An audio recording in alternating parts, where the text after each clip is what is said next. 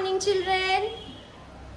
আজকে আমরা আমাদের ঠাকুমার থেকে একটা ছোট্ট গল্প শুনব। গল্পটির নাম হচ্ছে কৃপণ। ঠাকুমা সেজেছেন ইন্দ্রাণী মিস। গল্পটিতে একটি রাজা আছে, রাজা সেজেছেন নন্দিতা মিস। আর গল্পটিতে একটি ভিক্ষুক আছে, তার নাম হচ্ছে মিঠু মিস। চলো তাহলে আমরা গল্পটি শুনে নিই।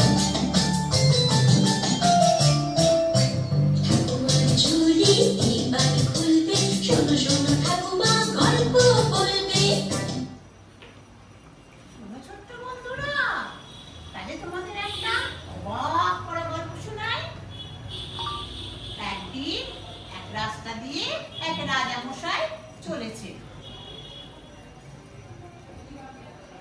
আর ওই রাস্তা দিয়ে আর একটা ভিক্ষুক ভিক্ষা করে বাড়ি ফিরছে।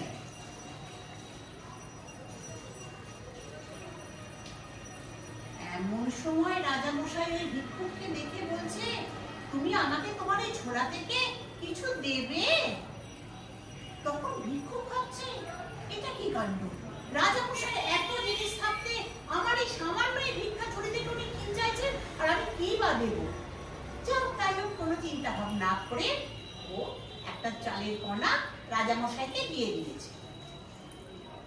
রাজা মশাই সেইটা নিয়ে কি করেছে, তার রাজপ্রাসাদে ফিরে গেছেন। হাঁটতে হাঁটতে হাঁটতে হাঁটতে রাজপ্রাসাদে ফিরে গেছে।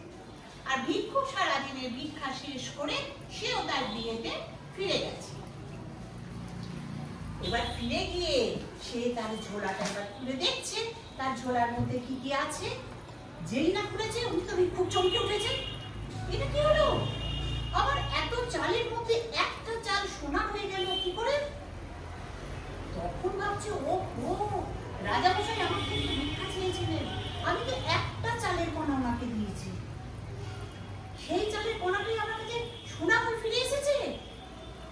হে ঠাকুর, আমি তাহলে ওনাকে আরো কেন চাল দিলাম না, তাহলে আমার আরো অনেক চাল সোনা হয়ে যেত। যাই হোক, সে অনুশোচনা করছে, কিন্তু করে তার কোনো লাভ নেই। রাজা মশাই চলে গেছেন ফিরে রাজপ্রাসাদে, এদিকে ভিক্ষুক তার বিয়ে চলে গেছে। আমরা এই গল্প থেকে কি শিক্ষা লাভ করলাম? আমরা এই শিক্ষাই লাভ করলাম যে কেউ যখন কিছু চায় তখন আমাদের সেই জিনিস বেশি বেশি দিয়ে দিতে হয়, তাহলে কি হবে, আমরা আরো বেশি সেখান থেকে ফেরত পাবো।